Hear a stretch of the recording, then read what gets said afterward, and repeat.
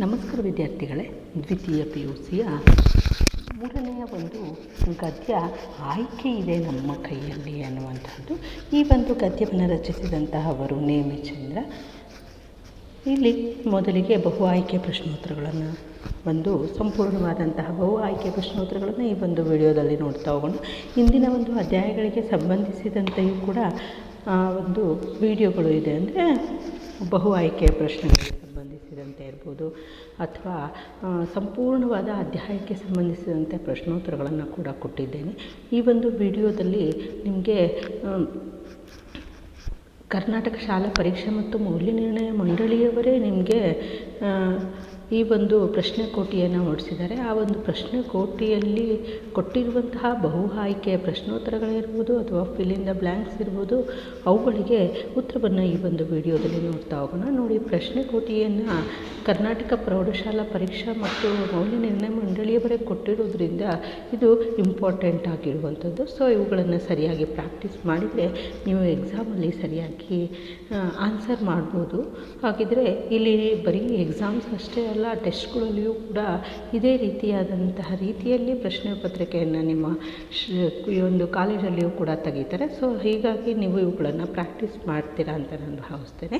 ಲೇಖಕಿಗೆ ರೇಗಿ ಹೋಗುತ್ತಿದ್ದುದು ಯಾರಾದರೂ ಹೀಗೆ ಹೇಳಿದಾಗ, ಏನಂತ ಹೇಳಿದಾಗ, ಏನು ಮಾಡೋಕ್ಕಾಗುತ್ತೆ, ಎಲ್ಲ ಹಣೆ ಬರಹ ಆಗೋದು ಹಾಗೇ ಆಗುತ್ತೆ ಅಂತ ಹೇಳಿದರೆ ಲೇಖಕಿಯವರಿಗೆ ತುಂಬ ಕೋಪ ಬರ್ತಾಯಿತ್ತು. ಇನ್ನು ಲೇಖಕಿಯ ಪತಿ ಯಾವ ತೊಂದರೆಯಿಂದ ಬಳಲ್ತಾ ಇದ್ದರು ಅಂತಂದರೆ, ಅದು ಮೂತ್ರಪಿಂಡದಲ್ಲಿ ಕಲ್ಲಿನ ಇರೋದರಿಂದ ಅವರು ಆ ಒಂದು ತೊಂದರೆಯಿಂದ ಅವರು ಬಳಲ್ತಾ ಇದ್ದರು. ಇನ್ನು ಕಿಡ್ನಿ ಸ್ಟೋನ್ ಬಗ್ಗೆ ತಿಳಿಯಲು ಲೇಖಕಿ ಇವರನ್ನು ಭೇಟಿ ಮಾಡ್ತಾರೆ. ಯಾರನ್ನು ಭೇಟಿ ಮಾಡ್ತಾರೆ ಅಂತಂದರೆ, ಅದು ಕಮಲಮ್ಮ ಮೇಡಮ್ ಮತ್ತು ಮೂಲೆಮನೆ ಮುದ್ದೇಗೌಡರನ್ನು ಭೇಟಿ ಮಾಡ್ತಾರೆ.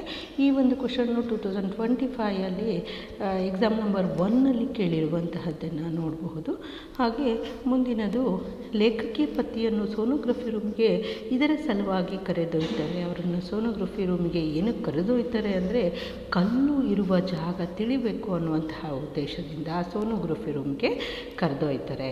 ಇನ್ನು ಅದೃಷ್ಟದ ಪ್ರಶ್ನೆ ಬಂದಾಗ ಲೇಖಕಿಗೆ ಇವರು ನೆನಪಾಗ್ತಾರೆ. ಯಾರು ಅಂದರೆ, ಅದು ಸೀತಾ ಅವರು ನೆನಪಾಗ್ತಾರೆ. ನೋಡಿ, ಈ ಒಂದು ಕ್ವಶನ್ನು 2024-25 ಕೂಡ ಎಕ್ಸಾಮ್ ನಂಬರ್ 1 ಮತ್ತು ಎಕ್ಸಾಮ್ ನಂಬರ್ 3 ಕೇಳಿರುವಂತಹದ್ದನ್ನು ನೋಡಬಹುದು. ಇನ್ನು ಲೇಖಕಿ ಸಂಶೋಧನೆಗೆಂದು ಸೇರಿದಂತಹ ಇನ್ಸ್ಟಿಟ್ಯೂಟಿನ ಹೆಸರು ಯಾವುದು ಅಂದರೆ, ಅದು ಟಾಟಾ ಇನ್ಸ್ಟಿಟ್ಯೂಟ್. ಇನ್ನು ಖಂಡಿತ ನಾನು ಅದೃಷ್ಟವಂತ ಕಣೆ, ನಮ್ಮ ಭಾರತದಲ್ಲಿ ಎಷ್ಟು ಜನ ಹೆಣ್ಣು ಮಕ್ಕಳಿಗೆ ಓದೋ ಅವಕಾಶ ಸಿಗುತ್ತೆ ಹೇಳು. ವಿದ್ಯಾವಂತರ ಕುಟುಂಬದಲ್ಲಿ ಹುಟ್ಟಿದ್ದೇನಲ್ಲ, ಅದು ನನ್ನ ಅದೃಷ್ಟ. ಎಷ್ಟು ಬೇಕಾದರೂ ಓದಿಸ್ತೇನೆ ಅಂತ ಅಂದ್ಬಿಟ್ಟು ಅಪ್ಪ ಇದ್ದಾರಲ್ಲ, ಅದು ನನ್ನ ಅದೃಷ್ಟ.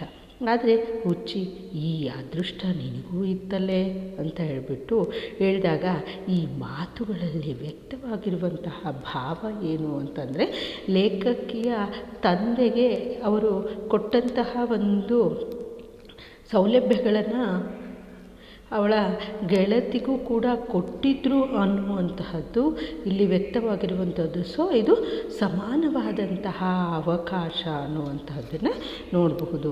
ಇನ್ನು ಅದೃಷ್ಟವನ್ನೇ ಅವಲಂಬಿಸಿ ಬದುಕಲು ಹೊರಟವರು ಈ ರೀತಿ ಆಗ್ತಾರೆ. ಏನಂತ ಆಗ್ತಾರೆ ಅಂದರೆ, ಅವರು ಜೂಜುಕೋರರಾಗ್ತಾರೆ ಅಂತ ಹೇಳಿಬಿಟ್ಟು ಲೇಖಕರು ಹೇಳ್ತಾ ಹೋಗ್ತಾರೆ.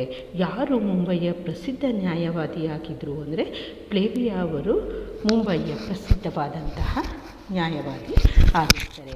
ದುರಾಸೆಯ ಹುಡುಗನನ್ನು ನಿರಾಕರಿಸಿದಂತಹವರು ಯಾರು ಅಂದರೆ, ಅದು ನಿಶಾ ಶರ್ಮಾ. ಈ ಒಂದು ಕ್ವಶನ್ನು 2024 ಎಕ್ಸಾಮ್ ನಂಬರ್ 3 ಬಂದಿರುವಂತಹದ್ದನ್ನು ನೋಡಬಹುದು. ನೋಡಿ, ನಿನ್ನ ಎದುರು 2 ಆಯ್ಕೆಗಳಿದೆ.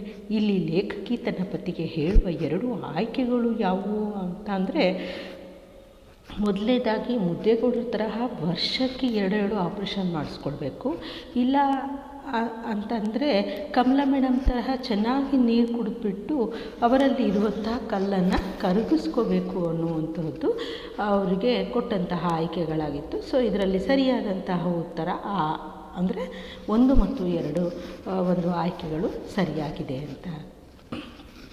ಇನ್ನು 12ನೆಯ ಒಂದು ಬಹು ಆಯ್ಕೆ ಪ್ರಶ್ನೆ ಬಂದಿತ್ತು.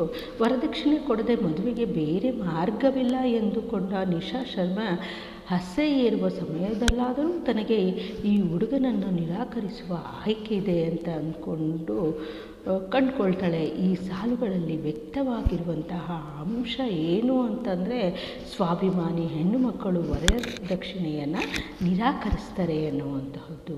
ಇನ್ನು ಮುಂದಿನದು, ಬದುಕು ಸದಾ ಅದೃಷ್ಟಗಳನ್ನು ನಮ್ಮತ್ತ ಎಸೆಯದಿದ್ದರೂ ಕೂಡ ಬದುಕು 100,000 ಅವಕಾಶಗಳನ್ನು ನಮ್ಮೆದುರು ತರ್ತದೆ. ಎಂಥ ಕೆಟ್ಟ ಸಂದರ್ಭದಲ್ಲಿಯೂ ಕೂಡ ನಮ್ಮೆದುರು ಆಯ್ಕೆಗಳಿರ್ತವೆ. ಆಯ್ಕೆ ಇದೆ ನಮ್ಮ ಕೈಯಲ್ಲಿ. ಗದ್ಯದ ಈ ಸಾಲುಗಳಲ್ಲಿ ಕೆಳಗಿನ ಯಾವ ಹೇಳಿಕೆಯನ್ನು ಸಮರ್ಥಿಸ್ತದೆ ಅಂತಂದರೆ, ಅವಕಾಶಗಳ ಸದುಪಯೋಗವನ್ನು ಮಾಡಿಕೊಳ್ಬೇಕು ಅನ್ನುವಂತಹದ್ದು ಈ ಒಂದು ಮೇಲಿನ ವಾಕ್ಯ ಒಂದು ಸಾಲುಗಳು ನಮಗೆ ಸಮರ್ಥಿಸುವಂತಹದ್ದಾಗಿದೆ. ಇನ್ನು ಮುಂದಿನ ಏನು ಬಂದುಬಿಟ್ಟು ಬಿಟ್ಟ ಸ್ಥಳಗಳಿಗೆ ಆವರಣದಲ್ಲಿ ಕೊಟ್ಟಿರುವ ಉತ್ತರಗಳಲ್ಲಿ ಸೂಕ್ತವಾದದ್ದನ್ನು ಆರಿಸಿ ಬರೆಯಿರಿ ಅಂತ ಕೇಳಿದ್ದಾರೆ. ನೋಡಿ, ಮೊದಲನೇದಾಗಿ ಲೇಖಕಿಯ ಪತಿ ಡ್ಯಾಶ್ ತೊಂದರೆಯಿಂದ ಬಳಲ್ತಾ ಇದ್ರು ಅಂದರೆ ಅವರು ಕಿಡ್ನಿ ಸ್ಟೋನ್ ತೊಂದರೆಯಿಂದ ಬಳಲ್ತಾ ಇದ್ದರು. ಲೇಖಕಿ ಸಂಶೋಧನೆಗೆಂದು ಸೇರಿದಂತಹ ಇನ್ಸ್ಟಿಟ್ಯೂಟಿನ ಹೆಸರೇನು ಅಂತ ಇದೆ. ಅದು ಲೇಖಕಿಯವರು ಸೇರಿದಂತಹ ಇನ್ಸ್ಟಿಟ್ಯೂಟಿನ ಹೆಸರು ಬಂದುಬಿಟ್ಟು ಟಾಟಾ ಇನ್ಸ್ಟಿಟ್ಯೂಟ್. ಇನ್ನು ಮುಂಬೈನ ಪ್ರಸಿದ್ಧ ನ್ಯಾಯವಾದಿಯಾದವರು ಯಾರು ಅಂತಂದರೆ ಅದು ಪ್ಲೇಬಿಯಾ. ಇನ್ನು ಅದೃಷ್ಟದ ಪ್ರಶ್ನೆ ಬಂದಾಗ ಲೇಖಕಿಗೆ ಯಾರು ನೆನಪಾಗ್ತಾರೆ ಅಂದರೆ ಸೀತಾ ಅವರು ನೆನಪಾಗ್ತಾರೆ. ಇನ್ನು ದುರಾಸೆಯ ಹುಡುಗನನ್ನು ನಿರಾಕರಿಸಿದಂತಹವರು ಯಾರು ಅಂದರೆ ಅದು ನಿಶಾ ಶರ್ಮಾ. ಇಷ್ಟು ನಿಮ್ಮ ಒಂದು ಆಯ್ಕೆ ಇದೆ ನಮ್ಮ ಕೈಯಲ್ಲಿ ಅನ್ನುವಂತಹ ಒಂದು ಗದ್ಯಕ್ಕೆ ಸಂಬಂಧಿಸಿದಂತಹ ಬಹು ಆಯ್ಕೆಯ ಪ್ರಶ್ನೋತ್ತರಗಳಾಗಿತ್ತು. ಇನ್ನು ಮುಂದಿನ ಒಂದು ವಿಡಿಯೋದಲ್ಲಿ ಕನ್ನಡವನ್ನು ಕಟ್ಟುವ ಕೆಲಸ ಅನ್ನುವಂತಹ ಒಂದು ಗದ್ಯಕ್ಕೆ ಸಂಬಂಧಿಸಿದಂತಹ ಬಹು ಆಯ್ಕೆಯ ಪ್ರಶ್ನೋತ್ತರಗಳನ್ನು ನೋಡೋಣ. ಧನ್ಯವಾದಗಳು.